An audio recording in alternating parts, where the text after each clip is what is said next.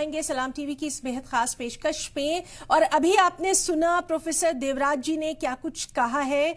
उन तालीमात को समझने की जरूरत है, उनकी जो एजुकेशन है उनको समझने की जरूरत है।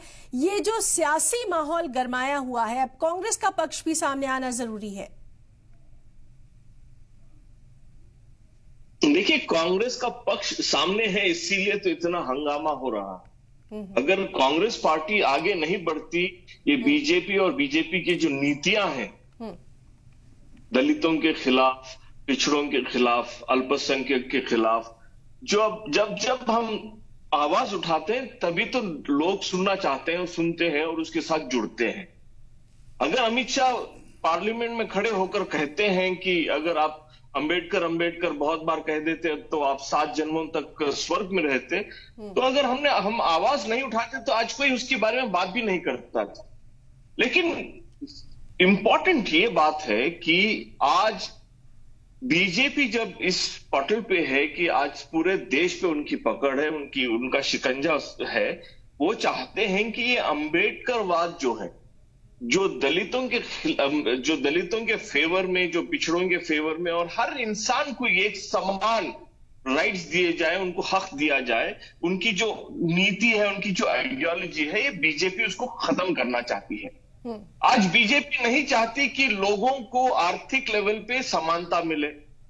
बीजेपी आज नहीं चाहती है कि सामाजिक स्थल पे, सामाजिक प्लेटफॉर्म पे लोगों को एक समान उनको न्याय मिले। ये भी नहीं चाहते कि पॉलिटिकली, राजनीति में पॉलिटिकल इक्विवेलेंस कैसे मिल सकता है। वो नहीं चाहते कि दलित हो या मुसलमान हो या पिछड़ा हो या कोई भी दूसरी जात का हो, वो नहीं चाहते कि वो आज पॉलिटिकल समानता पाए। वो ये भी नहीं चाहते कि रिलीजन सब लोग एक समान उसको प्रीच किया जाए, उसको फॉलो किया जाए।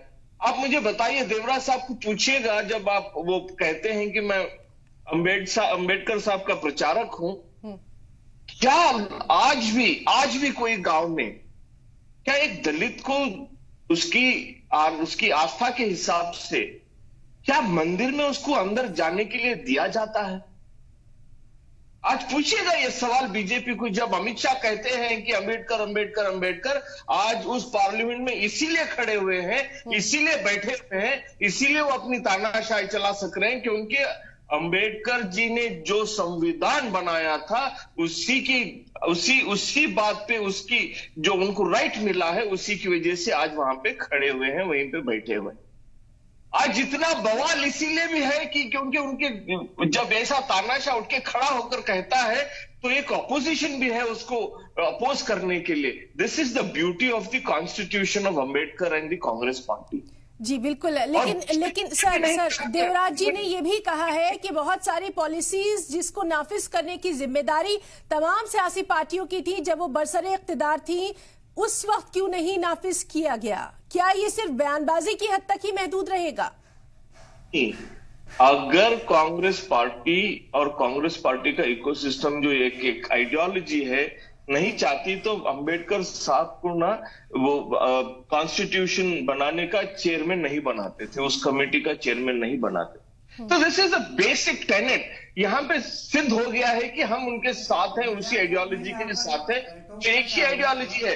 लेकिन आज बीजेपी भी नहीं चाहती। मैं बात सुना देता हूँ, 1 मिनट सुनिएगा, 1 मिनट। आज उत्तर प्रदेश में एनसीआरबी की एक रिपोर्ट के हिसाब से उत्तर प्रदेश में 13,146 केसेस होते हैं अगेंस्ट द दलित्स।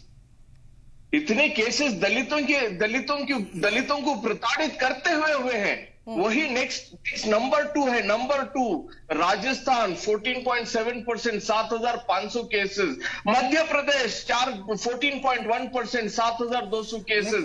अगर आप कहीं पे देखें बीजेपी की पकड़ है, आज किसी के ऊपर जुल्म हो रहा है, वो है दलितों के ऊपर, अल्पसंख्यक के ऊपर और पिछड़ों के ऊपर। जी बिल्कुल। प्रोफेसर देवराज जी, आप कुछ कहना चाहेंगे? आप प्रोफेसर देवराज जी का रिएक्शन भी सुन लेते हैं। बिल्कुल।